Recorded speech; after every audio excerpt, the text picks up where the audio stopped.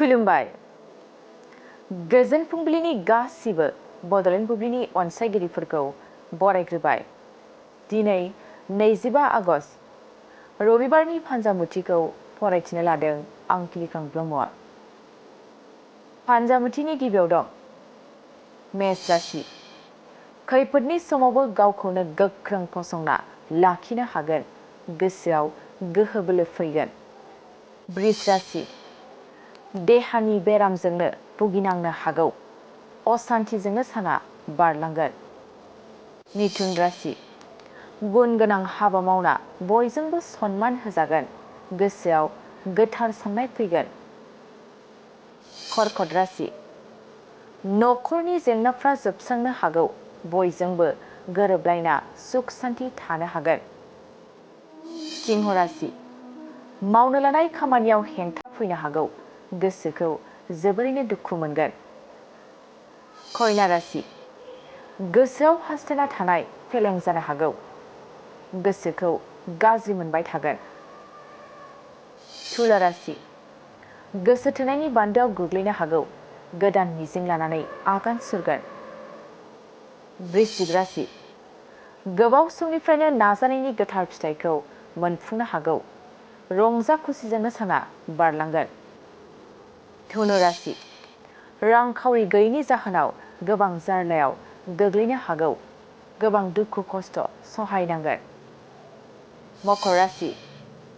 खैफोदनिफ्राय गावखौ रैखा खालामनो हागोन, थांना थानो गोदान जिउ मोनगोन। कुम्भ राशि। देहायाव जानाय बेमारफ्रा जोबस्रांनो हागौ, सावस्रिया जोबोरैनो जौगालांगोन। मीन राशि। गावनि गोरोन्थियावनो रांखावरिया जोबस्रांलांनो हागौ, उन दाहाजोंनो साना बारलांगोन। दिनै सानसेनि राशि फरायथिनायाबो एसेनोसै। आसा खालामो नोंथांनि दिनैनि साना मोजाङै मोजां थांगोन, बेखौ बड'लेण्ड बुब्लि नखरनिफ्राय मिजिंथिबाय। गोजोन्थों। मोनसे फोसावथाय। नोंथांमोननि ओनसोलाव सोरबाफोर ड्राग्स एबा फेग्रा मुवाजों नाख्रेबजानानै थानाय सुबुं दं नामा? जुदि नोंथांमोननि ओनसोलाव सोरबाफोर ड्राग्स एबा फेग्रा मुवाजों नाख्रेबजानानै थानाय सुबुं दं, अब्ला नोंथांमोननि थाखाय मोनसे मोजां खौरां। ड्राग्स एबा फेग्रा मुवाजों नाख्रेबजानानै थानाय सुबुंफोरखौ फाहामथाय होनो थाखाय नोंथांमोननि गेजेराव लानानै फैदों मोनसे रिभाइभ रिहाबिलिटेसन सेन्टार।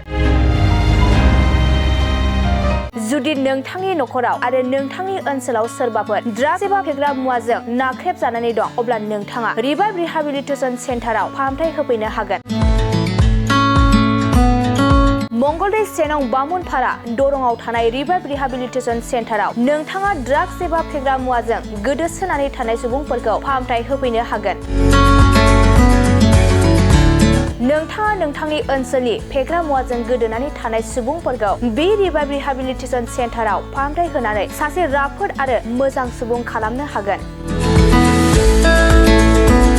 गोबां बाथ्रा मिथिबावनो थाखाय नोंथाङा 9859262926 60030927006 नैबे होनाय जानबुं नम्बराव खौरां लानो हागोन।